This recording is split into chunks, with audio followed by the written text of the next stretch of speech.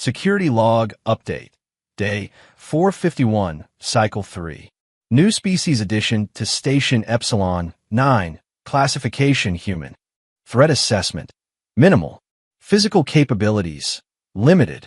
Natural Defenses. None detectable. Intelligence Quotient. Above average, but predictable. Recommendation. Standard monitoring. The monotonous voice of Aria, the station's artificial regulatory intelligence assistant, echoed through the command center. Commander Zorax, a towering Vexillian with 6 limbs and crystalline exoskeleton, dismissed the log with a wave of his upper appendage. Another Earth specimen, he rumbled, multiple eye stalks swiveling toward his second-in-command. They keep sending these soft creatures to our outposts. What use is a species without natural armor? Lieutenant Trill, a gelatinous Morphean who communicated through color patterns and vibrations, pulsed a shade of amused blue. The Galactic Union believes in diversity quotas. Besides, humans have survived despite their fragility. Quite the evolutionary puzzle. Zorax's exoskeleton clicked as he shifted. Well, process the newcomer according to protocol. Standard quarters in Sector 7. Safety briefing, restricted access to non-essential areas. Station Epsilon 9 sat at the edge of the Andromeda Arm, an outpost of science and commerce where 17 sentient species coexisted under strict security protocols. The station functioned as a strategic waypoint for interstellar trade and xenobiological research, surrounded by the untamed wilderness of an unclassified planet they orbited. The human arrived with little fanfare. Dr. Ellie Chun stepped off the transport shuttle with a duffel bag slung over one shoulder and a wide smile that displayed disconcertingly flat teeth. Standing at average human height, her dark hair pulled back in a practical style, she appeared unremarkable to the station's inhabitants. "Welcome to Epsilon 9, Human Chun," greeted the receiving officer, a Teridian with ornate cranial ridges. "Our records show you're assigned to the Xenobiology Division." "Just Ellie is fine," she replied, eyes scanning the cavernous docking bay with undisguised fascination. "And yes, specializing in comparative physiology. I'm eager to begin work." Aria's voice interrupted from nearby speakers. "Attention! Human Chun, Ellie. Mandatory safety briefing required before station access granted. Please proceed to Orientation Chamber 4. The Teridian officer gestured toward a corridor. "Aria can be persistent. Best get your orientation complete." In the sterile white room, Aria's holographic interface, a pulsing sphere of light, materialized before Ellie. "Human Chun, Ellie. Welcome to Station Epsilon 9. This orientation will familiarize you with essential protocols designed to ensure your survival." The sphere shifted to display various station sections. As a Class 3 unarmored species, you are assigned specific pathways marked with blue indicators. Venturing beyond these areas may expose you to environmental conditions incompatible with your biology. "I've studied the station schematics," Ellie interjected, "and my environmental suit is rated for." Interruption noted. Aria continued, unperturbed. "Humans display 78.3% higher tendency toward protocol violation than station average. Previous incidents include attempting unauthorized access to restricted zones, improper interaction with toxic flora, and inconsistent use of protective equipment." Ellie sighed. "I promise I'll follow the rules." Historical data suggests this statement has a 43.2% probability of accuracy, Aria replied. "Now, regarding emergency procedures." The briefing dragged on for another hour before Ellie finally received her access credentials and quarters assignment. As she navigated the winding corridors of Sector 7, she nodded politely to passing station members who regarded her with varying degrees of curiosity and dismissal. Her living quarters were standard issue, compact but functional, with adaptable environmental controls and basic furnishings. She unpacked swiftly, arranging her personal effects with practiced efficiency. Among her possessions were several small trinkets, a worn paperback book, a small potted plant, and a collection of brightly colored packets that resembled food rations. After settling in, Ellie reported to the xenobiology lab where she met her supervisor, Dr. Xandar, a celestial with translucent skin through which complex internal organs were visible. Human Shun, he acknowledged, six-fingered hands manipulating a complex holographic display. Your credentials are satisfactory. You will assist with ongoing research regarding native fauna adaptations to the planetary atmosphere. I've reviewed the preliminary data, Ellie replied enthusiastically. The respiratory modifications are fascinating, particularly in the quadrupedal species. Dr. Xandar's internal organs pulse slightly. Your species' emotional responses to biological functions are noted. You may begin by analyzing these tissue samples. The first few days passed in routine fashion. Ellie performed her duties competently, if with what her colleagues considered excessive verbal commentary and unnecessary smiling. She ate alone in the commissary, experimented with the protein synthesizer to create approximations of Earth cuisine, and spent her free time either in the communal recreation area or exploring the permitted sections of the station. Arya continued to document the humans' activities in the station logs. Security update. Human displays typical species behaviors. Socialization attempts, 37. Success rate, 12%. Sleep cycle, within normal parameters. Nutrition, unusual preference for synthesized compounds with no nutritional value classified as chocolate. Recommendation, continue standard monitoring. On her 7th day, everything changed. Ellie had received permission to collect samples near the station's outer perimeter, within the safe zone, but close enough to the wilderness to observe native fauna. Equipped with her environment suit and collection tools, she hummed quietly to herself as she cataloged small invertebrate specimens. The station's alarm system blared suddenly, causing her to fumble her sample case. Alert! Class 1 Apex Predator detected in Sector 12 perimeter. All personnel evacuate immediately. Security teams to containment positions. This is not a drill.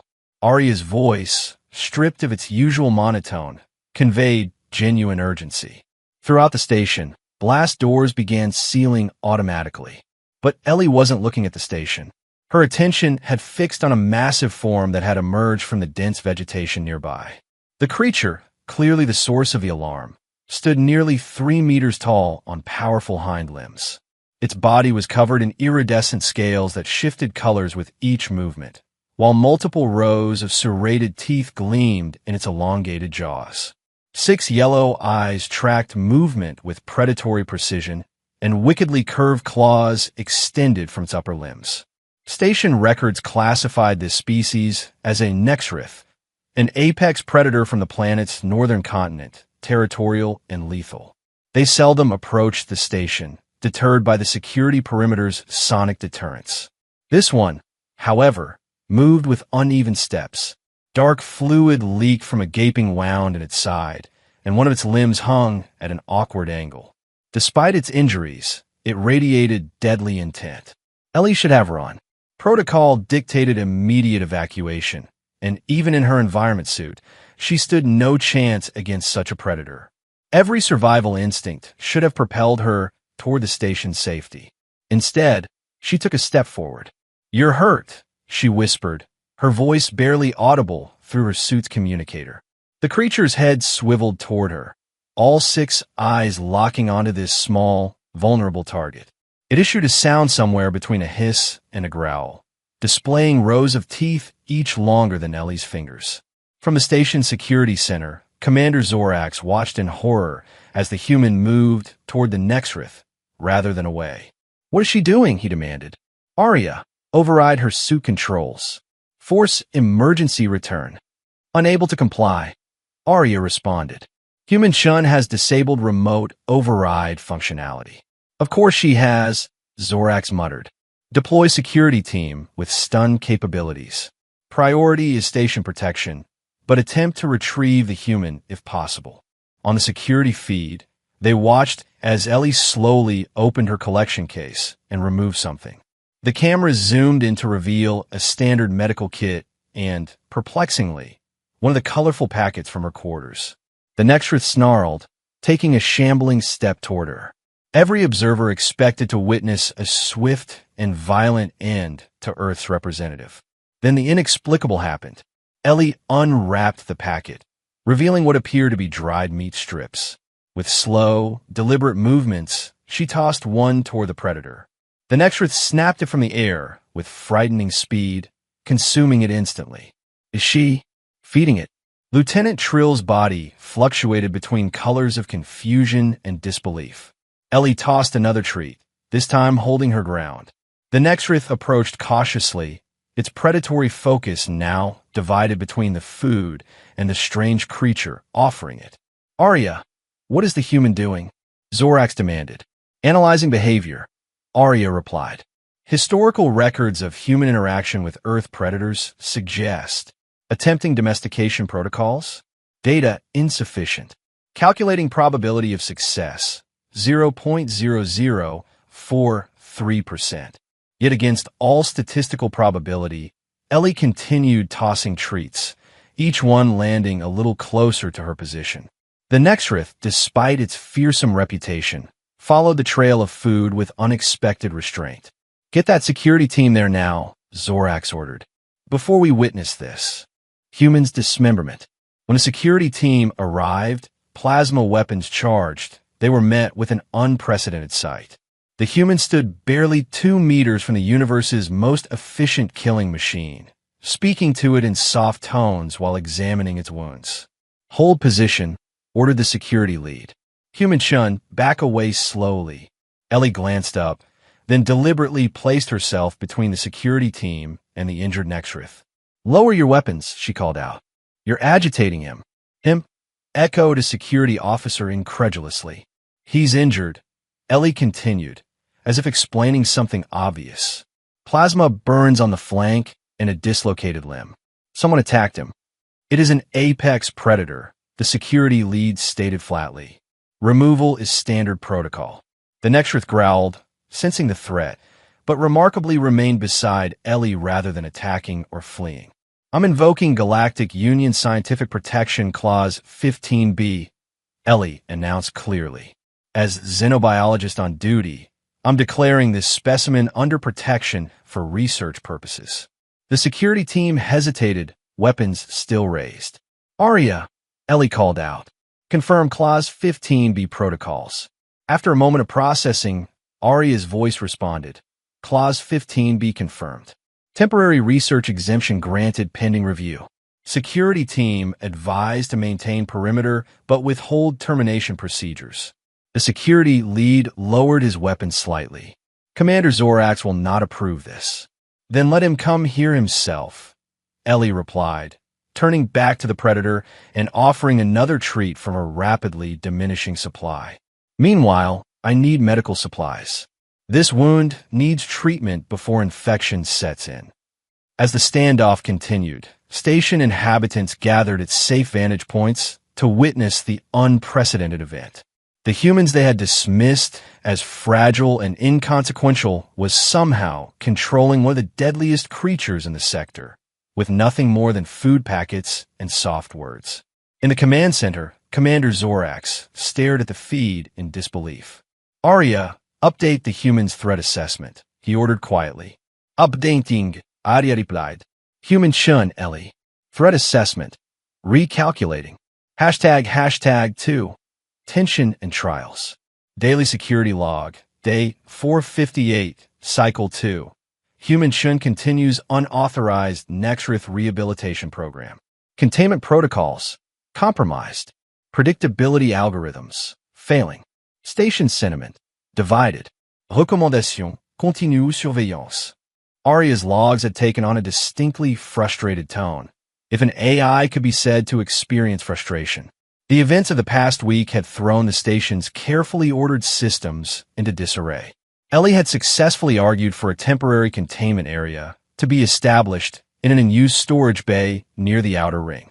Commander Zorax, after heated debate with both Ellie and representatives from the Galactic Union Science Division, had reluctantly authorized the space with extensive security modifications.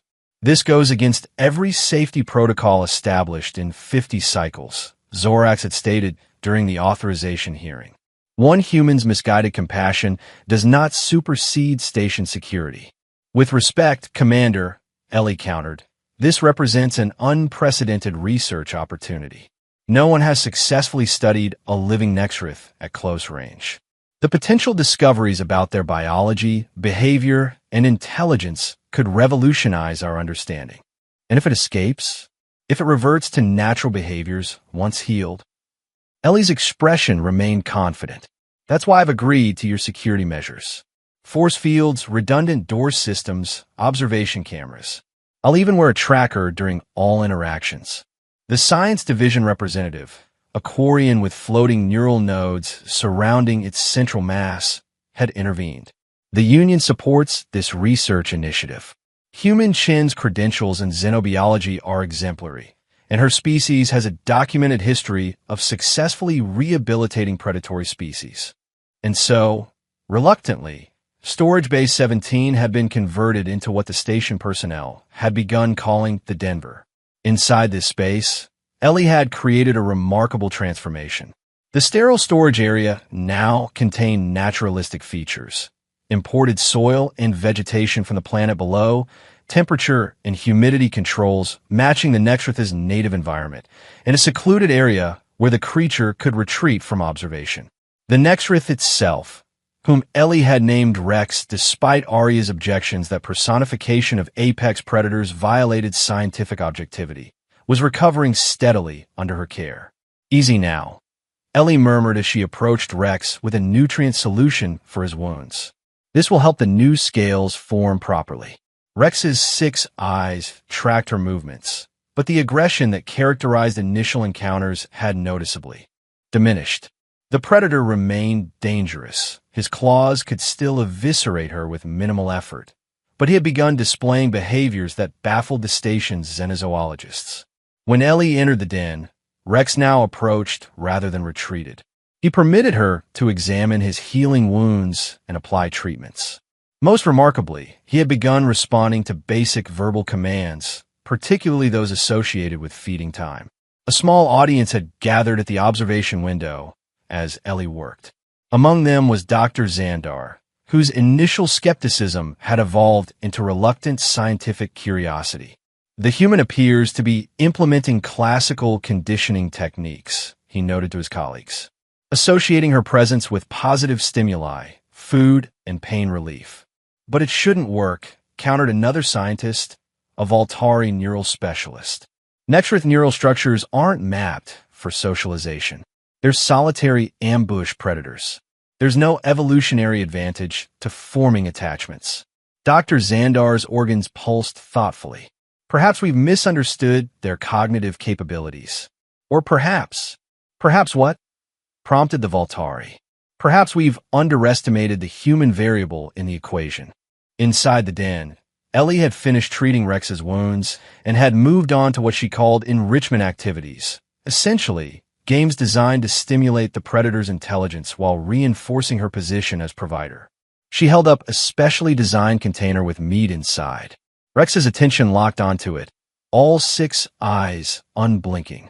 "Find it," she commanded, then placed the container into one of several identical boxes scattered around the habitat.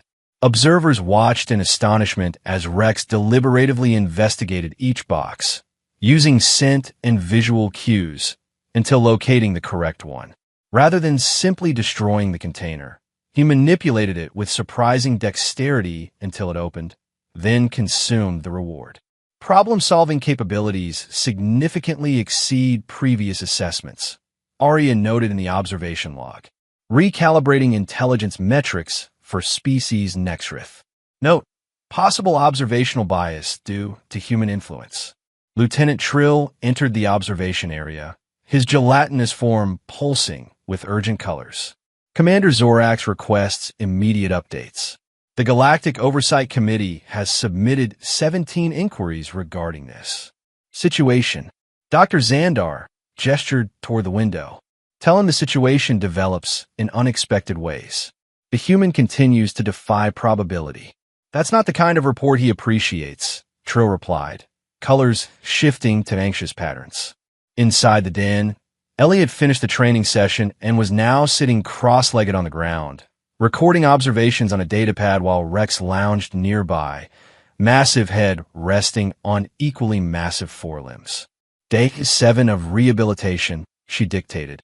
Subject continues to show remarkable adaptability and intelligence. Wound healing exceeds projected timeline by 34%. Response to verbal commands now at approximately 70% compliance. Social bonding indicators include reduced territorial displays, increased proximity tolerance, and voluntary approach behaviors. She paused, glancing at Rex, who appeared to be dozing. Personal note, she continued more quietly. There's something in his eyes, not just predatory instinct. Something deeper.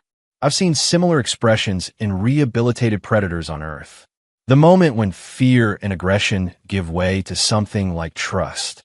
The intercom activated with a harsh buzz that caused Rex to raise his head sharply. Human Shun, came Commander Zorax's voice. Report to command immediately. Ellie sighed, saving her notes. I'll be right there. She turned to Rex. Be good. No destroying the habitat while I'm gone. As she exited through the triple secured doors, a security detail waited to escort her.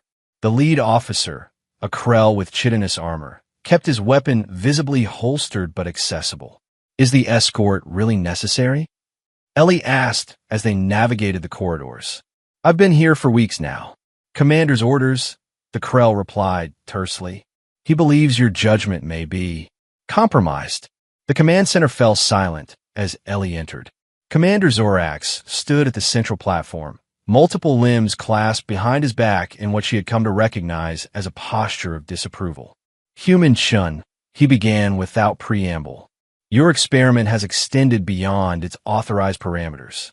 The Science Division's initial 48-hour observation period has now stretched to 7 days. The healing process takes time, Ellie replied calmly, and the research value increases daily as new behaviors emerge. That is precisely the concern. Zorax manipulated controls, bringing up various data points on the main display.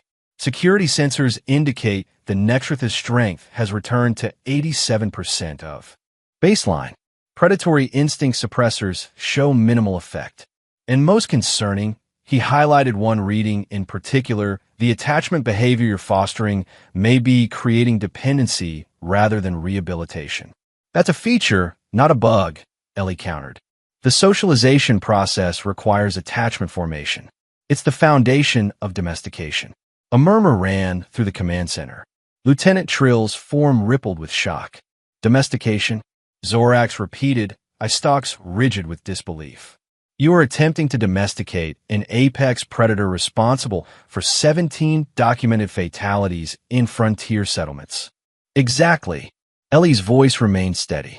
Humans have a long history of domesticating predatory species. Wolves became dogs. Various big cats became companions. With proper techniques, neural pathways can be redirected from predation to cooperation. Those examples evolved over thousands of years, interjected Dr. Xandar, who had followed to observe the confrontation. You cannot compress such processes into days or weeks. Actually, we can, Ellie replied. Modern behavioral modification, combined with understanding of reward pathways and critical developmental windows, can accelerate the process dramatically. Rex is already showing clear signs of social bonding. Rex, Zorax repeated with distaste. You've named it. Naming establishes relationship, Ellie explained. It's part of the process. Commander Zorax's exoskeleton clicked as he shifted position. The station charter is clear. Dangerous organisms are to be studied under maximum containment, preferably in stasis or not at all. Your Rex represents an unacceptable risk. Then why haven't you simply ordered termination? Ellie challenged. You have the authority. The command center grew uncomfortably quiet. Politics, Zorax finally answered. Your Galactic Union representative has expressed significant interest in your research. There are considerations beyond station security. Then let me continue my work, Ellie pressed. Give me 30 more days. If Rex hasn't demonstrated clear domestication behaviors by then, I'll concede to standard containment protocols. Before Zorax could respond, Arya's voice cut through the tension. Alert! Anomaly detected in Containment Bay 17. Nexrith vital signs indicate distress. Security breach probable. Everyone turned to the display, which showed Rex pacing agitatedly in the habitat, occasionally throwing himself against the force field. What's happening? Zorax demanded. Unknown, Arya replied. No external threats detected. Behavior inconsistent with previous patterns. He's looking for me, Ellie said quietly. We've never been separated this long before. He's experiencing separation anxiety. A predator, missing you. Lieutenant Trill's colors shifted to a pattern indicating disbelief mixed with fascination. I need to go to him, Ellie insisted, already moving toward the exit. Wait, Zorax ordered. This reactive behavior proves my point. You've created an unhealthy dependency in a dangerous organism. If you leave the station or are injured, it could become uncontrollable. Or, Ellie countered, it proves that bonding is occurring exactly as I predicted. Social attachment is forming. That's the foundation of domestication. On the display, Rex's distress was escalating. He'd begun emitting vocalizations, deep, resonant calls that security had never recorded from the species before. He's calling for me, Ellie said. Commander, please. Let me go to him before he injures himself. After a tense moment, Zorax gave a curt nod. Security escort. Maximum protocols. If the creature shows any aggression, you will evacuate immediately. Understood, Ellie agreed, already rushing toward the exit. The journey to the den took less than 5 minutes, but to Ellie, it felt interminable. When the final doors slid open, Rex's agitated calls were clearly audible. Lower the interior force field, she instructed the security team. That violates containment protocol, the Krell officer objected. He can sense the field. It's agitating him further. Lower it, please. After receiving confirmation from command, the officer reluctantly complied. The shimmering barrier between the entry chamber and the main habitat disappeared. Wait here, Ellie told the security team, then stepped into the habitat alone. Rex, she called softly. I'm back. The massive predator froze, all 6 eyes swiveling toward her voice. For a breathless moment, security readied weapons, certain they were about to witness an attack. Instead, Rex bounded toward Ellie with surprising speed, but pulled up short just before reaching her. He lowered his massive head, emitting a sound somewhere between a rumble and a purr. Ellie reached out slowly and placed her hand on his scaled head. I'm sorry I was gone so long. Everything's okay now. Through the observation window, the security team watched in astonishment as the universe's most efficient killing machine leaned into the human's touch like an oversized pet. In the command center, the display captured the moment in perfect clarity. No one spoke as they watched Ellie stroke the creature's armored head while murmuring reassurances. Finally, Lieutenant Trill broke the silence, his form cycling through colors of amazement. Commander, I believe we need to reconsider our threat assessments. Indeed, Zorax replied slowly, but I'm no longer certain which one of them is more dangerous. In her quarters that night, Ellie updated her research logs while reviewing footage from the den's cameras. Rex had settled quickly after her return, resuming normal behaviors and even accepting medical treatment from Dr. Xandar under her supervision, a breakthrough in his socialization. Her personal log entry was brief but significant. Day 8. First clear evidence of attachment behavior observed today. Separation caused distress vocalizations and seeking behaviors. Upon reunion, subject displayed classic greeting rituals consistent with domesticated species. Hypothesis gaining support. Nexrith possess neurological capacity for social bonding despite evolutionary history as solitary predators. Commander Zorax reluctantly extended research authorization for 2 additional weeks. Progress continues to exceed expectations. She paused, then added, Personal note, he missed me. Amid all the scientific observations and data points, that simple fact stands out. When I left, Rex missed me. Perhaps I'm guilty of anthropomorphizing, but there was recognition in those eyes, not just of a food source or caretaker, but of a companion. The implications are profound. Outside her door, unseen, a security sensor continued its vigilant monitoring. In the command center, Arya updated the daily log. Security update. Human Chen's influence expands. Nexrith containment. Technically maintained, but effectively compromised through emotional manipulation. Station protocols. Under revision to accommodate exceptional circumstances. Recommendation. Implement contingency planning for scenario designation, human factor, unpredictable outcomes. Throughout the station, residents began viewing the human differently. Where once they had seen only a fragile, unarmored curiosity, they now recognized something more complex. The small, soft creature from Earth had accomplished what their advanced technology and evolutionary advantages could not. She had turned a monster into a companion, and no one was certain whether to be impressed or terrified by the implications. #3 Breaking Point. Emergency log, day 471, cycle 1. Nexrith containment status, compromised. Human Chen, non-compliant with evacuation orders. Security response, active. Warning, predictive modeling failure. Unable to calculate outcome probability. Arya's voice echoed through the station with uncharacteristic urgency, while red alert protocols activated throughout all sectors. Emergency bulkheads sealed automatically, trapping personnel in their current locations as hostile situation containment measures engaged. The crisis had erupted with shocking suddenness. The previous day had marked 2 weeks since Rex's arrival at the station. His recovery had progressed remarkably. The plasma wounds fully healed, his dislocated limb restored to functionality, and his body mass returned to optimal levels. Dr. Xandar had reluctantly acknowledged the success of Ellie's rehabilitation program, documenting unprecedented behavioral modifications in the Nexrith. Rex now responded to over 20 verbal commands, displayed complex problem-solving abilities, and most remarkably, had begun exhibiting protective behaviors toward Ellie.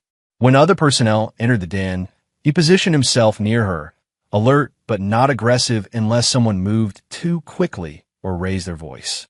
His threat assessment capabilities have been redirected, Ellie had explained during a presentation to the science team. Rather than viewing all other beings as either threats or prey, he's developing nuanced categorization. Those I accept, he tolerates. Those who appear threatening to me, he warns away. You've essentially hijacked evolutionary programming millions of years in development, Dr. Xandar had observed, his internal organs pulsing with scientific fascination despite his professional skepticism. Not hijacked, Ellie corrected. Redirected. The neural pathways that evolved for hunting and territory defense are being channeled into social bonding and cooperative behaviors. The presentation had gone well, with even Commander Zorax acknowledging the research value of the experiment. A tentative agreement had been reached. Rex would remain under observation for another month, with graduated security protocols that would allow for more extensive testing of his domestication progress. Then the Galactic Oversight Committee had intervened. Their directive arrived without warning. The Nexrith was to be immediately transferred to the Union's high-security xenobiology research facility for proper scientific evaluation. Transport would arrive within 24 hours. The message included transfer protocols requiring stasis induction for the journey, a process that would effectively erase all behavioral modifications Ellie had established. This is sabotage, she had argued furiously in Zorax's office. They'll undo everything we've accomplished. Rex will revert to wild behavior under the stress of transport and unfamiliar handlers. The directive comes from the highest authority, Zorax replied, though his tone suggested he might not entirely disagree with her assessment. The committee has jurisdiction over all xenobiological research in this sector. They haven't seen what we've achieved. They're making decisions based on outdated threat assessments and prejudice against predator species. Perhaps, Zorax acknowledged, but their authority supersedes mine. The transport arrives tomorrow. I suggest you prepare your subject and your documentation. Ellie had left his office outwardly compliant, but inwardly resolute. She returned to the den, where Rex greeted her with what the observing scientists now recognized as genuine enthusiasm, a behavior previously thought impossible in his species. As she went through their usual training routines, she surreptitiously disabled several security monitoring systems under the guise of equipment adjustments. The station logs would later show that she spent the night in the den, reportedly preparing the subject for transport, as ordered. What the logs didn't show was her true preparation. When morning came, the security team arrived at the den to escort Ellie and oversee the stasis preparation for Rex. They found the habitat's environmental controls modified, creating a foggy atmosphere that obscured visual surveillance. More concerning, the internal force fields had been reconfigured to create a maze-like barrier pattern that prevented direct access to the main area. Human-Chun, the security lead, called through the communication system. Stand down and restore standard containment parameters immediately. No response came. Arya, override habitat controls, ordered the officer. Unable to comply, Arya responded. Primary systems have been manually disconnected. Redundant systems show conflicting command authorization. She's locked us out, the officer realized. Alert command. This is now a security breach. Commander Zorax had arrived within minutes, bringing additional security personnel and Dr. Xandar, whose expertise with the habitat systems might provide another access point. Human-Chun, Zorax called through the communication system, his tone balancing authority with restraint. Your actions constitute a serious violation of station protocol. Restore systems and prepare the Nextrith for transport, as ordered. Through the obscured viewing panels, they could make out only shadowy movement within the habitat. Finally, Ellie's voice responded, I can't do that, Commander. The committee's decision is wrong. Rex isn't ready for transport, and stasis will destroy our progress. This is not your decision to make, Zorax countered. The Galactic Oversight Committee has jurisdiction. They haven't seen what I've seen, Ellie replied. They don't understand what we've accomplished. Then document your findings. Submit formal objections, but comply with the directive. There's no time for bureaucratic processes. The transport arrives today. Dr. Xandar stepped forward. Human-Chun, Ellie, I understand your scientific concerns, but this approach endangers your research rather than preserves it. Compliance now creates opportunity for future work. A long silence followed before Ellie responded, her voice softer. It's not just about the research anymore, Xandar. Rex trusts me. Putting him in stasis, shipping him to a facility where he'll be treated as a specimen rather than a sentient being. It's a betrayal of that trust. Lieutenant Trill, who had joined the growing assemblage outside the den, pulsed colors of realization. The human has formed reciprocal attachment to the predator. This has progressed beyond scientific objectivity, Zorax stated grimly. Security, prepare breach protocols. We will extract both Human-Chun and the Nextrith by force if necessary. As security began organizing equipment for the breach, Dr. Xandar attempted one final negotiation. Ellie, please reconsider. Commander Zorax is authorized to use lethal measures if required. Neither you nor your subject will benefit from escalation. Inside the habitat, obscured by the atmospheric haze, Ellie stood beside Rex. The massive predator sensed the tension, his 6 eyes fixed on the entry point where voices emanated. Low rumbles vibrated from his throat, not aggressive growls but sounds of uncertainty, seeking reassurance. It's okay, she murmured, placing a hand on his scaled flank. I won't let them take you. Through the communication system, she addressed the gathering outside. Commander, I propose a compromise. Allow me to accompany Rex to the research facility. I'll cooperate fully with transport if stasis is not required, and I remain as his handler. The committee's directive specifically requires stasis transport, Zorax replied. The risk assessment does not permit conscious transport of a Class 1 predator. Then I cannot comply, Ellie stated with finality. Rex stays here until I receive assurance of humane treatment. Commander Zorax's patience evaporated. Security team, execute breach protocol.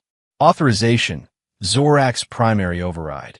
The habitat's outer doors unlocked with a heavy thunk, allowing the security team to begin dismantling the barricades Ellie had erected. As they worked, the atmospheric haze began to dissipate. Ellie had likely realized the futility of that particular obstacle. As visibility improved, the security cameras captured a concerning development.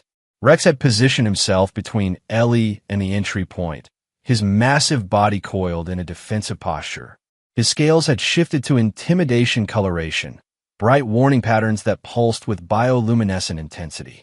The Nexrith is displaying threat behaviors, Arya announced unnecessarily.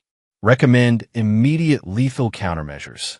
Hold position, Zorax ordered the security team, who had readied weapons. Human Shun, your subject is reverting to natural behaviors. This demonstrates the failure of your domestication theory. Through the clearing haze, Ellie's voice came clearly. He's not reverting. He's protecting. There's a difference. As the security team breached the final barrier, they entered the den with weapons raised. The scene before them defied expectations. Rex stood protectively near Ellie, but rather than attacking, he maintained a defensive posture, intimidating but restrained. Lower your weapons, Ellie commanded. You're triggering his protective response. Stand aside, Human Shun, the security lead ordered. The Nexrith will be sedated for transport. No, Ellie replied firmly, placing herself directly between Rex and the security team. I won't let you undo everything we've accomplished. The security officer raised his stun weapon. This is your final warning. What happened next occurred so quickly that even the station's high-speed security cameras barely captured the sequence. The officer fired the stun weapon at Ellie, a low-powered shot intended to incapacitate without injury. Rex moved with explosive speed, interposing his massive body between Ellie and the beam. The stun charge dissipated harmlessly across his armored scales.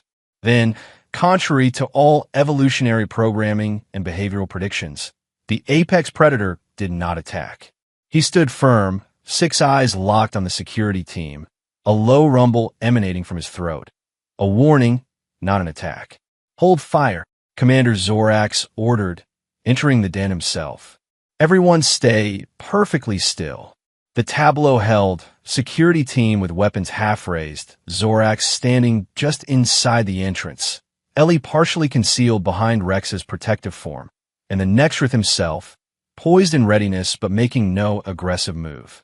He could have attacked, Dr. Xandar observed quietly from the doorway. Current position would provide optimal strike advantage against 3 targets simultaneously. But he didn't, Lieutenant Trill noted, colors shifting to patterns indicating profound realization. Ellie slowly moved beside Rex, placing a hand on his flank. Stand down, she said softly to the predator. Friends. To the astonishment of everyone present, Rex's threat display gradually subsided. His scales shifted back to neutral coloration, and though he remained alert, his posture relaxed marginally. Commander, Ellie addressed Zorax directly. What you're witnessing is unprecedented.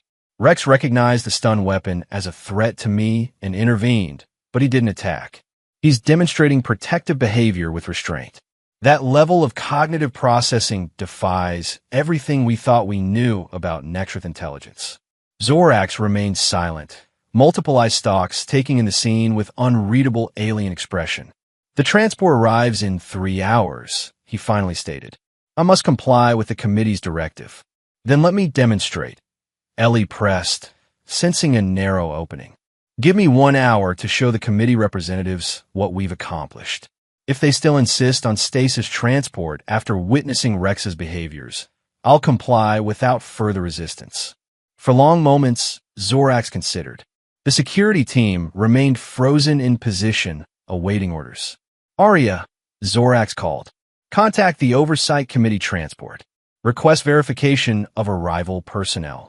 Processing. Arya replied. After a moment, transport carries 3 committee representatives, including Chief Xenobiologist Marvax and security advisor Krental.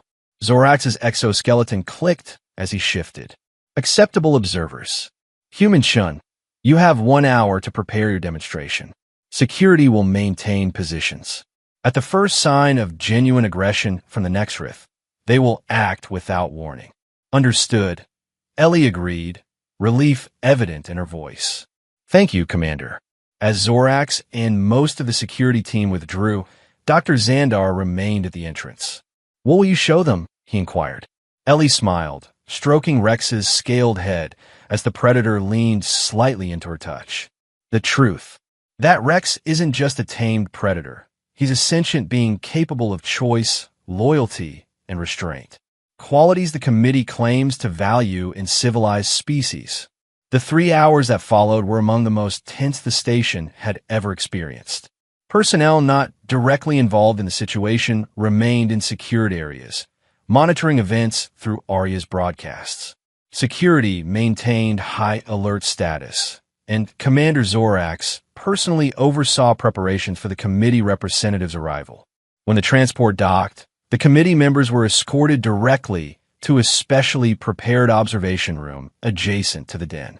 Chief Xenobiologist Marvax, a centauri with crystalline features and legendary scientific credentials, led the delegation, accompanied by security advisor Krental, a massive dromech whose species specialized in threat assessment. Commander Zorax, Marvax acknowledged with formal courtesy. We've received concerning reports about containment issues with a Nexrith specimen. The situation has evolved, Zorax replied carefully. Human Shun has requested the opportunity to demonstrate her research before transport procedures begin. Our directive was clear. Krental rumbled, voice like shifting gravel. Stasis transport is non-negotiable for Class 1 predators. Understand, Zorax replied. But I believe what you are about to witness may warrant reconsideration of classification. He gestured toward the observation window, where the den was now fully visible. Ellie stood in the center with Rex beside her, the massive predator calm and attentive. What precisely is she attempting to prove? Marvax inquired, crystalline features refracting light as she leaned closer to the window. That traditional threat classifications may require revision when certain variables are introduced, Dr. Xandar explained, joining the group. Specifically, when the human variable is present. Inside the den, Ellie had begun a sequence of demonstrations.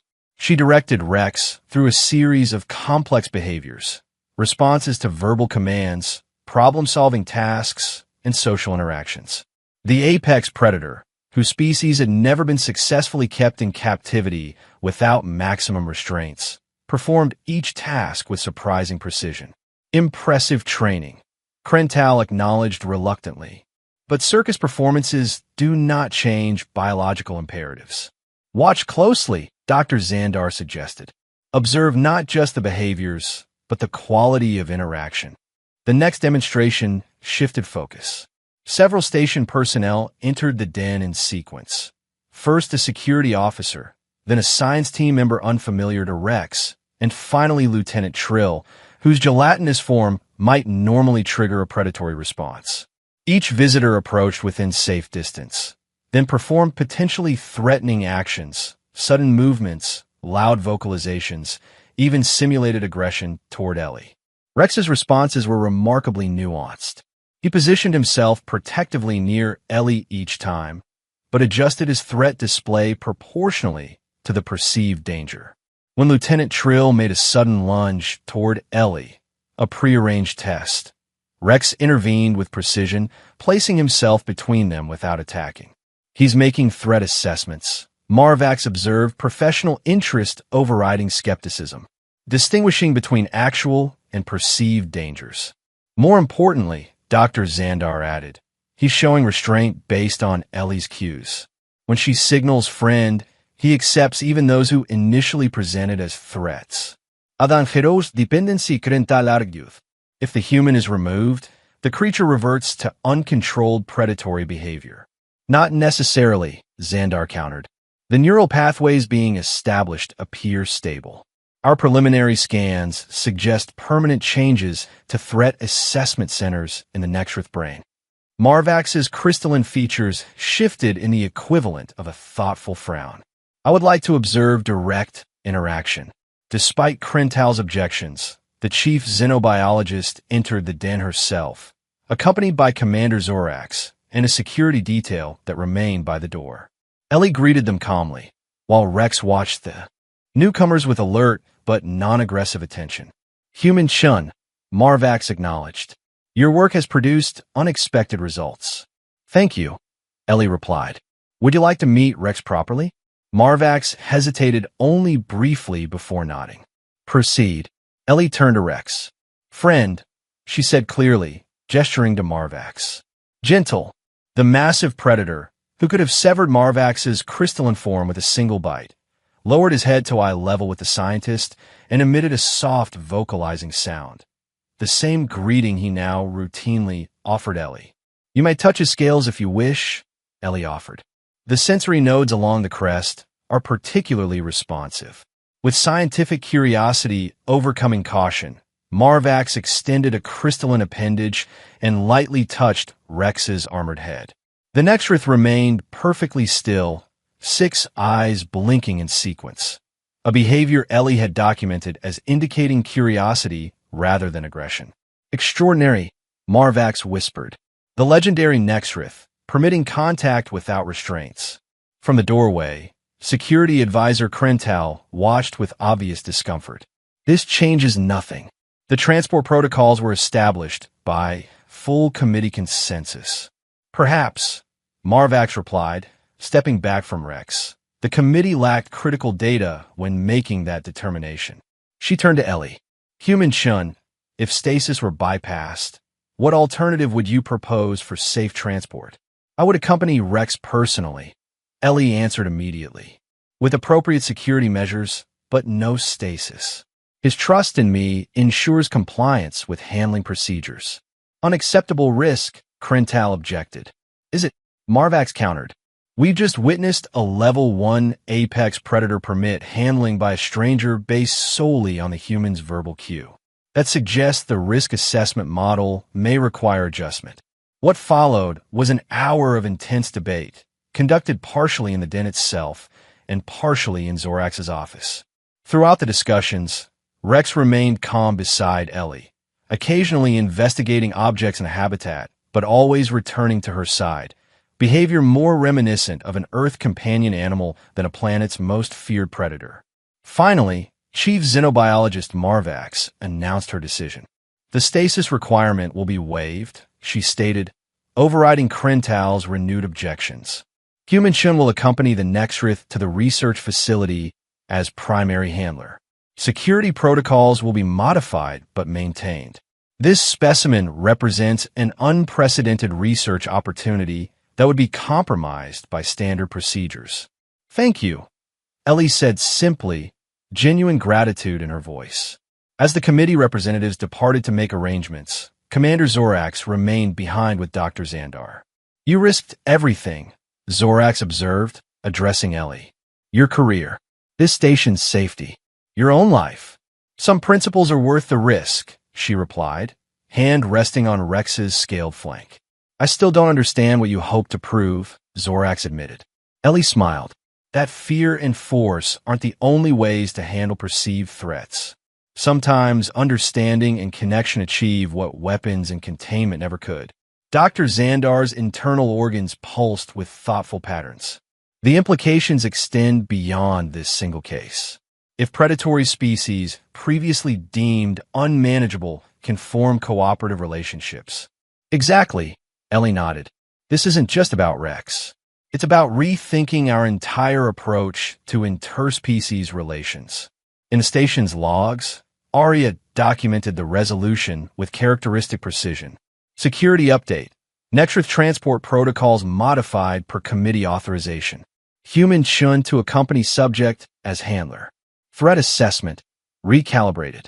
Note, new classification proposed. Domesticated apex predator. First documented instance in galactic records. Recommendation. Establish new protocols for human-mediated species integration. Throughout the station, the news spread quickly. The human and her improbable companion would depart the following day, but their legacy would remain, a fundamental challenge to assumptions about predator species, interspecies relationships, and the unique capabilities of Earth's representatives in the galactic community. In the den, now quiet after the day's drama, Ellie sat beside Rex, recording final observations before their journey. He chose, she dictated softly. When threatened, when confused, when presented with the option to revert to instinctual behaviors, Rex chose connection over aggression. That choice represents the most significant breakthrough in interspecies relations since first contact. Rex's massive head rested near her lap, 6 eyes half closed in contentment. His scales had shifted to a peaceful blue-green pattern that Ellie had come to recognize as his equivalent of relaxation. Commander Zorax, observing from a security center, finally voiced the question that had puzzled him from the beginning. Arya, search historical records. Has any human previously attempted domestication of apex predators in their own environment? Searching, Arya replied. After a moment, extensive records exist. Humans have historically formed symbiotic relationships with numerous predator species on Earth, beginning with canids approximately 30,000 years ago and extending to various feline, avian, and marine predators. It's in their nature, Dr. Xandar observed, joining Zorax at the monitor. Where other species see danger to be eliminated, humans see potential companions. A dangerous tendency, Zorax noted. Perhaps, Xandar acknowledged. Or perhaps the most valuable trait they bring to the galactic community. On the monitor, Ellie had fallen asleep against Rex's flank. The galaxy's deadliest predator curled protectively around the galaxy's most puzzling species. ##4 Aftershock. Station log. Day 487. Cycle 3. 2 standard weeks have passed since humankind departed with the domesticated Nexrith. Station operations returning to baseline efficiency. Note: 37 formal requests for information regarding domestication protocols received from various research outposts and colonies. Recommendation: establish standardized response procedures. Arya's log entries had adopted a resigned tone when addressing the ongoing repercussions of what station personnel now called the Rex incident. Despite the departure of both Ellie and her improbable companion, the effects of their presence continued to ripple throughout Epsilon 9 and beyond. Commander Zorax stood at the viewport in his private quarters, gazing at the planet below. The untamed wilderness that had once seemed merely a research subject now appeared differently to his compound eyes, a realm of possibilities rather than threats. A chime announced Lieutenant Trill's arrival. The latest communication from the research facility has arrived, Commander, Trill reported, his gelatinous form cycling through professional color patterns. Let me guess, Zorax replied without turning. More unprecedented behaviors from the Nexrith. Indeed. The report includes documentation of the subject. Rex, now responding to commands from handlers other than humankind. Preliminary neural scans confirm permanent pathway modifications in threat assessment centers. So her theory was correct, Zorax acknowledged. The domestication process transfers beyond the initial bond. Yes, though the report notes that Rex still shows clear preference for humankind. The facility's security chief describes it as the difference between tolerating someone and seeking their company. Zorax turned from the viewport, and the committee's position, Trill's colors shifted to a pattern indicating satisfaction. They've approved a provisional reclassification. Nexrith under human oversight may now be classified as Category 3 rather than Category 1 threats, pending further study. A significant change, Zorax noted. Any word on expanded applications? That's the other development, Trill continued. Humankind has submitted a formal proposal for what she calls the Rehabilitation Initiative, a program to apply domestication protocols to other predatory species previously deemed unmanageable. And the committee's response? Cautious approval. They've authorized a pilot program with limited species variety and maximum security protocols. Trill paused, colors shifting to a pattern Zorax recognized as amused confusion. The most surprising element is the facility location they've selected, which is here. Station Epsilon 9. Zorax's eye stalks stiffen in surprise. Here? What? The committee cited our demonstrated adaptability to unexpected interspecies developments and established infrastructure for housing domesticated apex predators. We have no such infrastructure, Zorax objected. Apparently we do, Trill replied, amusement evident in his color patterns. The modifications to Storage Bay 17 have been retroactively classified as prototype domestication habitat and are now considered the standard model for similar facilities. Zorax's exoskeleton clicked as he shifted posture. When does this program commence? Human Shun returns in approximately 1 standard month, accompanied by Rex and a research team from the Xenobiology Division. They've already identified 3 candidate species for rehabilitation. 3, Zorax repeated. All apex predators, I presume? 2 predators and 1 toxic flora species known for aggressive territorial expansion, Trill confirmed. Apparently plants are also candidates for domestication in Human Shin's methodology. Zorax was silent for a moment, processing this development. Finally, he gave the Vexillian equivalent of a resigned sigh. Inform Dr. Xandar he will serve as station liaison for this project. Have engineering. Begin preparation of additional containment areas according to newly established protocols. Already underway, Trill replied. Dr. Xandar anticipated your decision. He seemed enthusiastic about the assignment. Of course he did, Zorax muttered. The scientific value is undeniable, despite the security complications. There's one more thing, Trill added, colors shifting to a pattern indicating uncertainty. We've received 43 applications from station personnel requesting permission to observe the domestication process. Observe, Zorax questioned. According to Dr. Xandar's interpretation, they wish to learn how to, his words, make friends with formerly dangerous species. Zorax stared at his lieutenant, eye stalks rigid with disbelief. They want pets. The station's scientific personnel want apex predator pets. Not exclusively scientists, Trill clarified, colors now definitely indicating amusement. Security Chief Kralvac submitted the first application. Apparently, he was quite impressed with Rex's protective capabilities. Zorax turned back to the viewport, the universe suddenly seeming much more complicated than it had been a month ago. Process the observation requests through standard channels, he instructed, but make it clear that no unauthorized domestication attempts will be tolerated. The last thing we need is amateur efforts with unpredictable species. Of course, Commander. After Trill departed, Zorax remained at the viewport, contemplating the implications. In just 1 month, a single human with unorthodox methods had transformed not only a deadly predator, but also the station's entire approach to interspecies relations. In the Xenobiology lab, Dr. Xandar was already deep into preparations for the expanded research program. Holographic displays showed detailed schematics for modified containment areas, while data streams cataloged the behavioral characteristics of candidate species. Fascinating methodology, he commented to his research team as they reviewed Human Shin's preliminary reports from the research facility. She's documented precise protocols for identifying domestication potential in various species. The neuroplasticity requirements seem stringent, noted a junior researcher. Many species would be automatically excluded.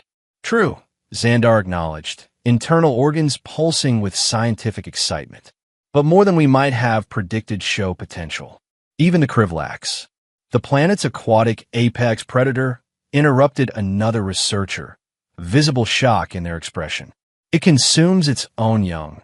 Only in resource-scarce environments, Xandar corrected. Human Shun theorizes that behavior modification begins with environmental optimization, followed by positive reinforcement of non-aggressive interactions. It seems counterintuitive, the researcher admitted. Traditional xenobiology focuses on documenting natural behaviors, not altering them. Perhaps that's exactly why this approach represents such a paradigm shift, Xandar replied. We've been so focused on observation that we never considered active engagement. Humans appear to have an instinctive drive toward the latter. Throughout the station, similar conversations occurred as personnel digested the implications of recent events. In the security department, officers debated the tactical applications of domesticated predator species. In the communal recreation areas, residents from various worlds exchanged theories about human evolutionary psychology that might explain their unusual affinity for dangerous organisms. Even Arya, the station's artificial intelligence, had developed what might be termed a preoccupation with the phenomenon. The AI had begun compiling an extensive database cataloging historical human interactions with predatory species across various Earth environments and throughout their colonial expansion. Arya, what is the purpose of this research allocation? Commander Zorax had inquired when the processing resources were flagged for review. Predictive modeling, Arya had responded. Understanding historical patterns of human domestication behaviors may allow for more accurate threat assessments when new species are encountered. And have you identified relevant patterns? Multiple. Most significant. Humans display 89.7% higher likelihood of attempting interaction with dangerous species when told such interaction is forbidden. Counterintuitive response to warning signals appears consistent across human subgroups. So, telling a human something is dangerous, frequently interpreted as a challenge rather than a deterrent. Arya confirmed. Recommendation: security protocols involving humans should be reframed to emphasize scientific opportunity rather than risk avoidance. This insight had led to subtle but significant changes in station operations. Warning signs that once declared areas extremely dangerous, access forbidden, were modified to read specialized training required for research access. Security briefings for new human arrivals emphasized discovery potential rather than survival concerns. The result was, paradoxically, greater compliance with safety measures. 3 weeks after Rex's departure, a routine planetary survey discovered something unexpected. A small group of Nexrith had been observed near the station's perimeter, not approaching aggressively, but seemingly monitoring the facility from a distance. Unprecedented behavior, noted the survey team leader. Nexrith are solitary hunters. Group formation has never been documented. Further observation revealed even more unusual patterns. The Nexrith appeared to be coordinating their movements, with younger specimens following the lead of a larger individual. Most remarkably, they showed no predatory interest in other species that would normally constitute prey, instead focusing their attention on the station itself. It's almost as if they're curious, suggested a xenozoologist reviewing the footage. Or looking for something, added Dr. Xandar. Someone perhaps. The survey team had maintained safe distance, but captured detailed recordings of the Nexrith behaviors. When the data was transmitted to the research facility, Ellie's response was immediate and excited. This confirms my hypothesis about social learning potential in the species. Rex's scent markers likely remain in the station vicinity, and these individuals are investigating. Request permission to include wild Nexrith observation in the upcoming research program. The request was approved with surprising speed, suggesting the committee's growing confidence in human Chen's methods. Plans were expanded to include observation blinds near the station perimeter, with strict protocols for non-interference unless domestication opportunities arose naturally. As the date for Ellie's return approached, Station Epsilon 9 underwent a subtle but profound transformation. Areas once dedicated to defensive measures were repurposed for research. Personnel who had previously viewed the surrounding environment as hostile territory now saw it as a laboratory of possibilities. Even Commander Zorax, still cautious but increasingly intrigued, had authorized expanded survey missions to catalog potential domestication candidates among the planet's diverse ecosystems. We're becoming a xenozoological rehabilitation center, he observed to Lieutenant Trill during a routine inspection of the newly modified facilities. I'm not entirely certain that aligns with our original mandate. The Galactic Union seems to disagree. Trill replied, colors shifting to indicate respectful amusement. Funding for these modifications was approved at the highest level. Apparently, the potential applications of humankind's methods have captured significant interest. Military applications, no doubt, Zorax suggested.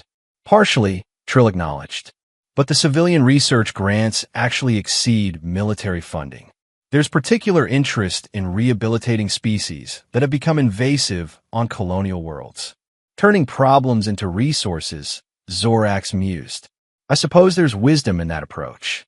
The day before Ellie's scheduled return, Dr. Xandar presented a comprehensive briefing to all station personnel regarding the expanded research program. The main assembly area was filled beyond capacity, with additional viewers watching via station-wide broadcast. What we are embarking upon, Xandar began, internal organs pulsing with uncharacteristic excitement, represents a fundamental shift in how we approach interspecies relations. For generations, the Galactic Union has classified life forms according to threat potential, establishing protocols based on containment and avoidance. Holographic displays illustrated traditional classification systems, with clear demarcations between safe and dangerous species. Humankind's work suggests an alternative paradigm, Xandar continued, one in which even the most dangerous species may possess untapped potential for cooperation, symbiosis, and what humans term companionship. The display shifted to footage from the research facility. Rex, now considerably larger than when he'd left the station, working through complex problem-solving tasks alongside Ellie and other researchers. Most striking was a sequence showing the Nexrith voluntarily submitting to medical examination, remaining calm as samples were collected and tests performed. What you're witnessing isn't merely an animal responding to training, Xandar emphasized. It's a sentient being choosing cooperation over conflict. The neural scans confirm activity in regions associated with trust, preference, and emotional attachment, functions previously thought limited to social species. The assembly murmured with interest as the display showed Rex greeting Ellie after a brief separation, the massive predator exhibiting behaviors unmistakably similar to what domestic companion animals across multiple worlds displayed toward bonded caregivers. Beginning tomorrow, Xandar announced, Station Epsilon 9 becomes the Center for Interspecies Rehabilitation Research. Each of you will play a role in this historic initiative, whether through direct participation or supporting operations. He paused, allowing the significance to register. I must emphasize, this is not about keeping dangerous creatures as decorative companions. The research has profound implications for ecological management, conflict resolution with newly discovered species, and rehabilitation of environments damaged by invasive predators. We are pioneering methods that could transform countless worlds. The briefing continued with practical details, safety protocols, research objectives, personnel assignments, but the fundamental message had been delivered. What had begun as one human's compassionate gesture toward a wounded predator had evolved into a station-wide mission with galaxy-spanning implications. In the command center afterward, Commander Zorax reviewed the final preparations for the research team's arrival. All systems ready, Commander, reported the operations officer. Modified habitats online, security protocols updated, reception team briefed. And the Nexrith observation blinds? Zorax inquired. Fully operational. The wild group remains in the vicinity, maintaining approximately 3 kilometers distance from the perimeter. Behavior consistent with previous observations, vigilant but not aggressive. Zorax contemplated the situation. In just over a month, his orderly scientific outpost had transformed into the center of a revolutionary approach to interspecies relations, all because one human had defied conventional wisdom and treated a predator with compassion rather than fear. Arya, he addressed the station AI. Final threat assessment update for Humankind's return with domesticated Nexrith? Assessment complete, Arya replied. Probability of security incident related to Nexrith Rex, 2.3%, within acceptable parameters. Probability of unexpected behavioral developments requiring protocol adjustments, 78.9%, advised to prepare contingency responses. An overall impact prediction for the expanded research program? Arya paused, an unusual hesitation in the AI's response pattern, unable to calculate with standard parameters. Human variability factor exceeds predictive modeling capabilities. Recommendation: prepare for significant paradigm shifts in interspecies relations across multiple domains. That's not very helpful, Arya, Zorax noted dryly. Apologies, Commander, the AI responded. Perhaps this assessment is more useful, based on observed patterns. Wherever humans interact with previously feared species, traditional threat categories become increasingly irrelevant. The binary distinction between dangerous and safe dissolves into a spectrum of relationship potentials. Zorax contemplated this. You're suggesting our entire approach to xenobiology requires revision. Correct. Station logs now incorporate a new classification, potentially domesticable apex predator. Lexical analysis indicates this term would have been considered a contradiction before human Chen's arrival. In his quarters that evening, Zorax reviewed personnel files for the incoming research team. Besides Ellie and Rex, the group included specialists in neural mapping, behavioral modification, environmental engineering, and interspecies communication. One name caught his attention: Dr. Hiroshi Tanaka, pioneer of the collaborative evolution theory that had been largely dismissed by mainstream xenobiologists. Tanaka's controversial work suggested that many species could be guided toward mutual benefit relationships through environmental manipulation and reward-based learning. Precisely the approach Ellie had demonstrated with Rex. She's assembling the visionaries, Zorax realized. The ones whose theories were too radical for conventional science. As he prepared for sleep cycle, Zorax found himself contemplating a fundamental question that had lingered since the Rex incident. Was Ellie's success with the Nexrith an aberration, a statistical anomaly, or the first glimpse of a completely new relationship between sentient beings and the natural world? Tomorrow would begin to provide answers. For better or worse, Station Epsilon 9 had become the front line in redefining the boundaries between predator and prey, danger and safety, fear and friendship. In the station logs, Arya made one final entry before cycling down to maintenance mode. Station status: prepared for project domestication launch. Note: human idiom applicable to current circumstances. Nothing will ever be the same again.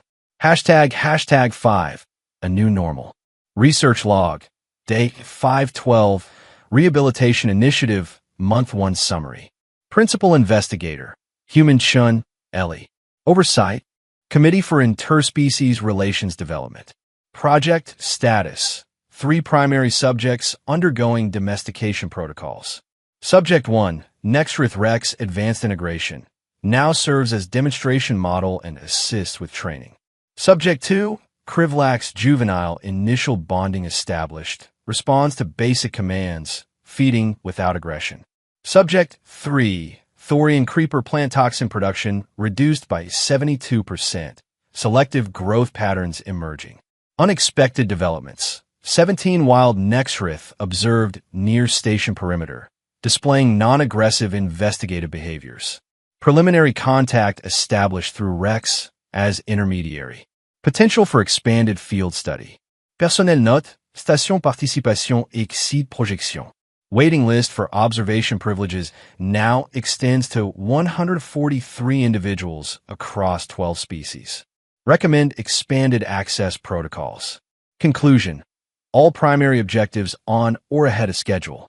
Recommend proceeding to Phase 2 trials with additional species diversity. Ellie completed her formal report, then leaned back in her chair with a satisfied smile. 1 month into the expanded research program, results had exceeded even her optimistic projections. What had begun as a desperate attempt to save one injured predator had evolved into a comprehensive initiative that was redefining interspecies relationships throughout the sector. The door to her office chimed softly. "Enter," she called, knowing who it would be even before the massive form ducked through the enlarged doorway. Rex had grown considerably since their time at the research facility. now fully mature. He stood nearly 4 meters tall, his iridescent scales shifting through patterns of contentment and alertness as he entered. Where once his presence would have triggered station-wide panic, he now moved through designated areas with official clearance, accompanied by a small transmitter that announced his approach to avoid surprising other personnel. "Ready for rounds?" Ellie asked, rising from her desk. Rex lowered his massive head in what the research team had categorized as an affirmative gesture. His 6 eyes blinked in sequence, a behavior that had become more pronounced as his cognitive functions continued to develop under stimulation. Together, they moved through the corridors of what was now officially designated Rehabilitation Center Alpha, the expanded complex that had grown from the original den to encompass nearly a quarter of the station's outer ring. Personnel they passed no longer showed fear. Instead, many offered respectful greetings, some even extending hands to touch Rex's scales in the gesture of familiarity he now permitted from recognized individuals. Their first stop was Habitat 2, where the juvenile Krivlax, a semi-aquatic predator with tentacular appendages and bioelectric hunting capabilities, was undergoing early domestication protocols. Dr. Tanaka, the neural specialist who had joined Ellie's team, looked up from his monitoring station as they entered the observation area. "Excellent timing," he greeted Ellie. "We've just recorded the first instance of voluntary electrical discharge control." The habitat featured a large aquatic environment with specialized targets. Previously, the Krivlax would discharge its electrical hunting mechanism at any movement, a reflex action that made the species notoriously dangerous to approach. On the monitoring screen, they watched as the juvenile now held its discharge when a target displayed specific light patterns, only releasing its electrical burst when the approved signal appeared. "Impulse control developing right on schedule," Ellie noted with satisfaction. "Are we ready for direct interaction tests?" "Another week of baseline establishment," Tanaka recommended. "But the neural mapping shows promising reorganization in the decision pathways. I believe we'll achieve handler recognition benchmarks considerably ahead of schedule." "Excellent. And our plant's subject?" They moved to Habitat 3, with a Thorian creeper, a highly aggressive toxic vine that had decimated colonial agriculture on 3 worlds, was contained within a specialized greenhouse. Dr. Xandar looked up from where he was carefully extracting sap samples, his transparent body showing the complex chemical analysis occurring within his specialized organs. "Fascinating progress," he reported, internal organs pulsing with scientific excitement. "The modified nutrient regimen has produced exactly the predicted changes in toxin chemistry. It's now producing primarily defensive rather than aggressive compounds." "And the growth patterns?" Ellie inquired. "See for yourself," Xandar invited, gesturing toward a remarkable demonstration. The Thorian creeper, normally an indiscriminate grower that overwhelmed all surrounding vegetation, now exhibited controlled growth patterns. It had formed an intricate lattice structure around designated support frameworks, while leaving adjacent plants completely untouched. "We've established boundary recognition," Xandar explained. "By manipulating light wavelengths and nutrient rewards, the plant now distinguishes between approved growth zones and restricted areas, essentially teaching a plant to respect personal space." Ellie summarized with a smile. "Any unexpected developments?" "One significant observation," Xandar replied, transparent organs pulsing with excitement. "The modified specimen appears to be influencing adjacent seedlings through root chemical exchanges. They're adopting similar growth restraint without direct intervention from us." "Social learning in plants," Ellie noted, recording the observation in her datapad. "That has enormous implications for field rehabilitation." Their inspection continued through additional research areas, where preliminary assessments were underway for new candidate species. In each section, scientists from diverse backgrounds collaborated on adapting Ellie's fundamental methodology to specific biological systems. The tour concluded at the newest facility, an expansive observation area overlooking the planet's surface, with a wild Nexrith group could be monitored from a safe distance. Commander Zarax, was already there, reviewing surveillance footage with Lieutenant Trill. Human Shun, he acknowledged as Ellie and Rex entered. Your field team reports increased activity from the wild group. They're establishing a territory near our observation blinds, Ellie confirmed. Precisely as we hoped. The monitors showed several Nexrith in their natural environment, but their behavior differed markedly from historical records.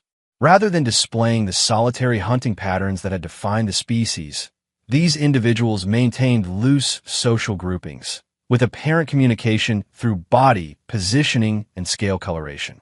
Is this typical behavior for the species? Zorax inquired, eyestalks focusing on the unusual display. Not according to any previous documentation, Ellie replied. We believe they're adapting their behavior in response to Rex's scent markers and vocalizations during our controlled field exposures. As if understanding his role in the discussion, Rex moved closer to the viewport, 6 eyes focusing intently on his wild counterparts below. He emitted a low, resonant call that vibrated through the observation deck, a sound that research had now classified as a non-aggressive territorial announcement. He's communicating with them, Trill observed, colors shifting to patterns of fascination. Consistently, during each observation period, Ellie confirmed, and they're responding with increasingly complex vocalizations. We're documenting what appears to be the emergence of social structures in a previously solitary species. Induced evolution, Zorax stated, multiple limbs shifting in the Vexillian equivalent of contemplative posture. You're not just domesticating individuals, you're potentially changing the species. Guiding natural adaptive potential, Ellie corrected gently. These capabilities were always present in their neural architecture and genetic coding, just never expressed under natural selection pressures that favored solitary aggression. The observation continued in thoughtful silence, broken only when an alert sounded from the communication console. Incoming transmission from the Galactic Oversight Committee, announced Arya. Priority designation, immediate. Display, Zorax ordered. The central screen shifted to show Chief Xenobiologist Marvax, her crystalline features refracting light in patterns that indicated formal authority. Commander Zorax, Human Shun, she acknowledged. The Oversight Committee has reviewed your latest progress reports with great interest. Thank you, Chief Marvax, Ellie responded. We've documented several breakthrough developments. Indeed, Marvax interrupted, tone suggesting she was proceeding with a predetermined message. The committee has made 2 significant determinations regarding project domestication. Zorax and Ellie exchanged glances, both recognizing the bureaucratic formality that preceded either expansive support or project termination. First, Marvax continued.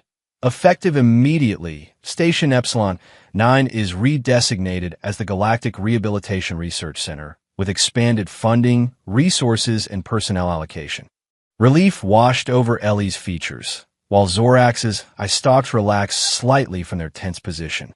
Second, Marvax added, the committee has approved implementation of field trials on 3 colonial worlds currently experiencing ecological disruption from invasive predator species.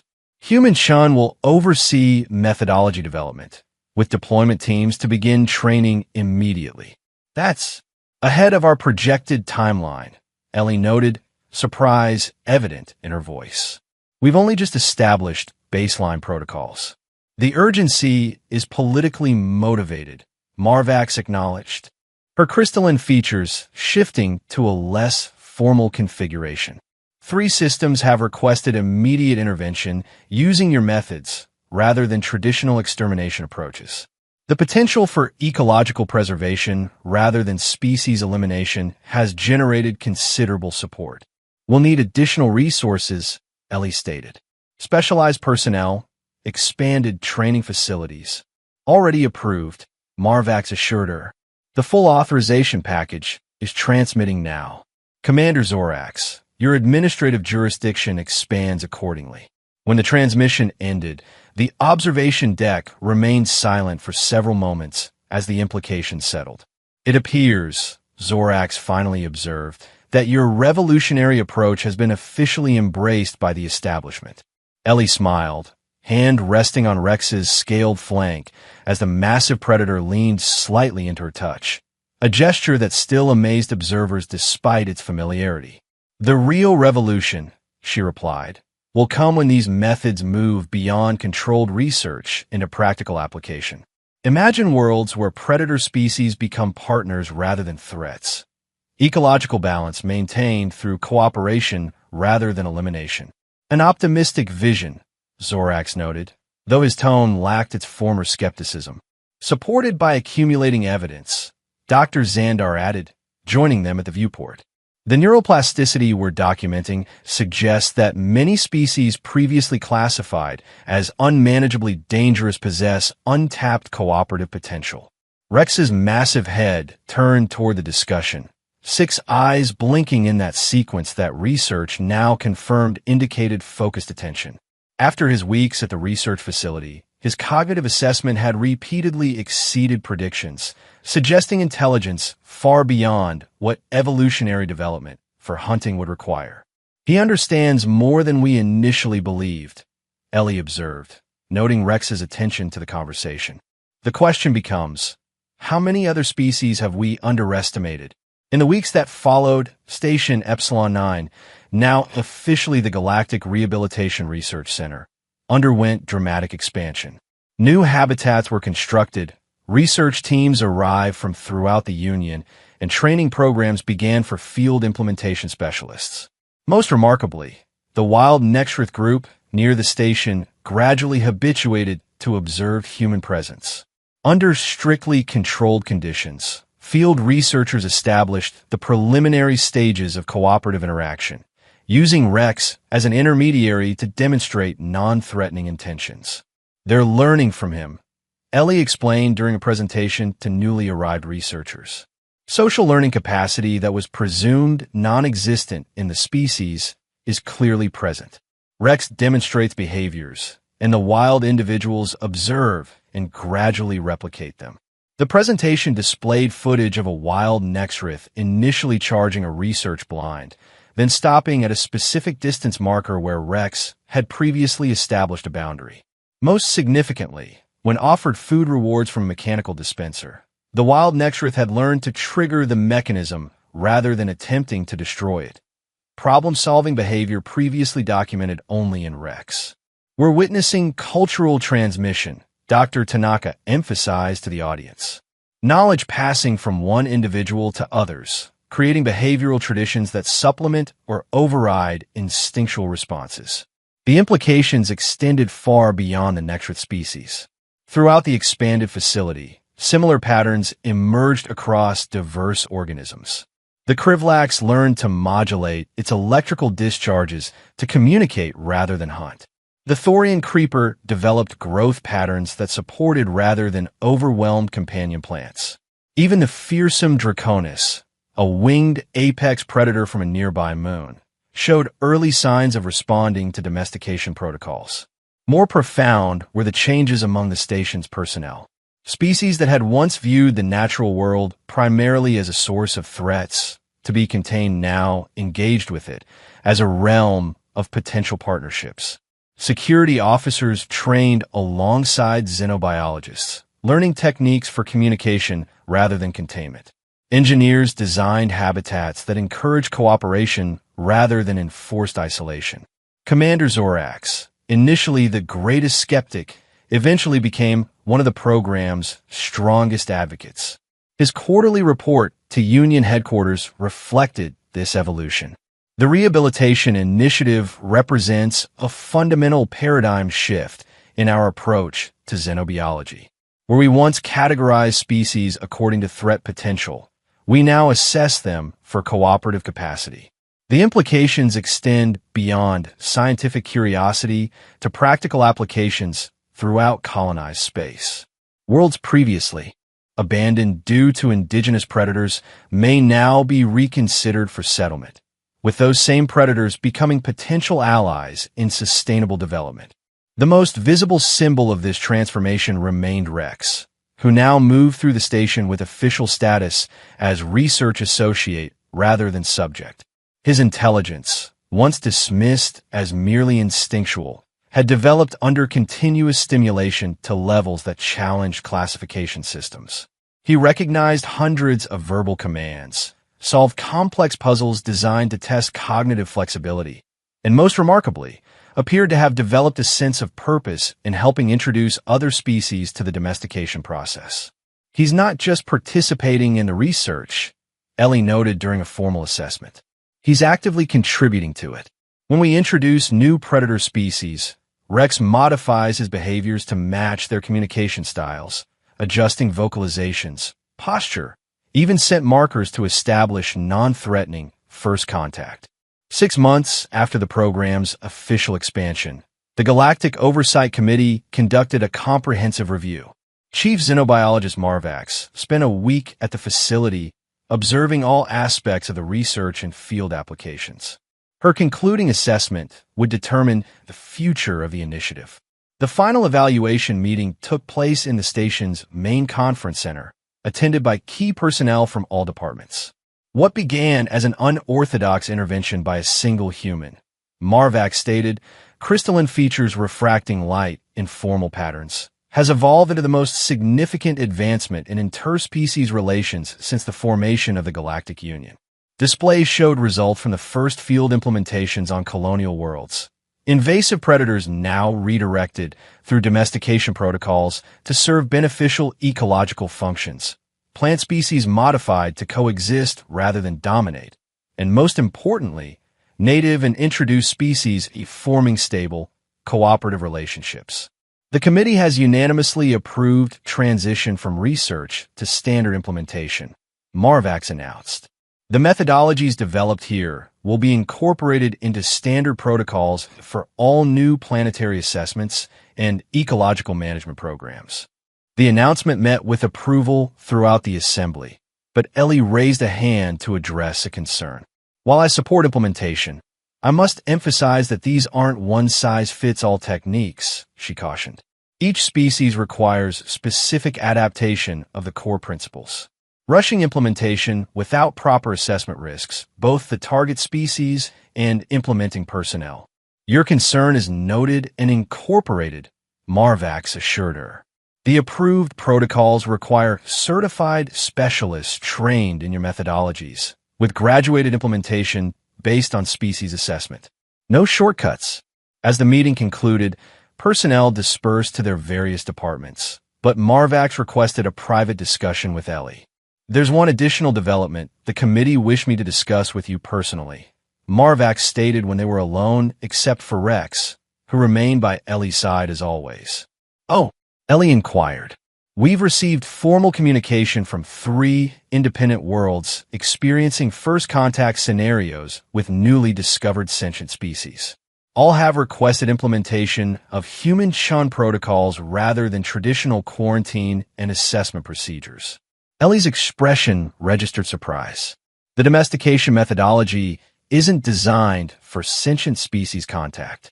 That's an entirely different. Is it? Marvax interrupted gently. The fundamental principles you've established, creating positive association, demonstrating non-threatening intent, establishing communication bridges through mutual benefit, apply equally well to diplomatic relations as to species rehabilitation. I'm not a diplomat, Ellie objected. Neither was I, before a crest that had once seemed terrifying but now felt as familiar as a lifelong companion. From enemies to friends, from fear to understanding. Throughout the station that evening, the regular end-of-cycle routine unfolded with what had become the new normal. In designated areas, rehabilitated predators interacted with their handlers, each relationship unique, yet following the fundamental patterns Ellie had established. Research teams compiled their findings, security personnel conducted their rounds with rehabilitated species as partners rather than threats. And in the observation blinds, field teams documented the continuing social development of the wild Nextrith group. In the command center, Zorax reviewed reports that would have seemed impossible mere months earlier. Successful integration of apex predators into colonial security operations, invasive species redirected to beneficial ecological roles, and most significantly, increase survival rates for both human settlements and indigenous life forms through cooperative rather than competitive approaches. Arya, he addressed the station AI, update the primary mission statement for Galactic Rehabilitation Research Center. Ready for new input, Arya responded. Zorax considered carefully, then recited. To explore and implement methodologies that transform interspecies relationships from competition and fear to cooperation and mutual benefit, recognizing that in the diversity of life, forms lies not threat but opportunity. Mission statement updated, Arya confirmed. Note, lexical analysis indicates 94.3% philosophical divergence from original station Epsilon 9 charter. That seems appropriate, Zorax acknowledged. We are not the same station we once were. Philosophical query. Arya added, an unusual initiative for the typically procedural AI. Should this mission adjustment be categorized as human influence on galactic culture or natural evolution of interspecies relations? Zorax's eye stalks shifted in thoughtful patterns. Perhaps they're the same thing, Arya. Perhaps what Human Shun has demonstrated is simply the next evolutionary step in how diverse species interact. Not domination or separation, but partnership. In her quarters, Ellie completed her personal log entry for the day.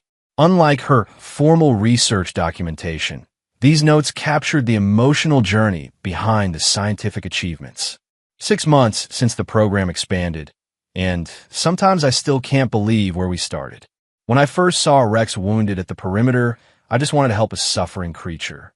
I never imagined that simple act would challenge the fundamental assumptions of how different species interact. The science is validating everything we've accomplished: neuroplasticity, behavioral adaptation, social learning. But the numbers and data don't capture the most important element. The moment when fear transforms into trust, when a creature evolutionarily programmed to kill looks at you with recognition instead of hunger. Tomorrow we begin training the first major deployment teams. They'll take these methods to worlds where humans and other species have been locked in deadly competition, offering an alternative to the endless cycle of threat and elimination. It's terrifying and exhilarating to think about what might emerge from those encounters. Rex continues to amaze everyone, myself included.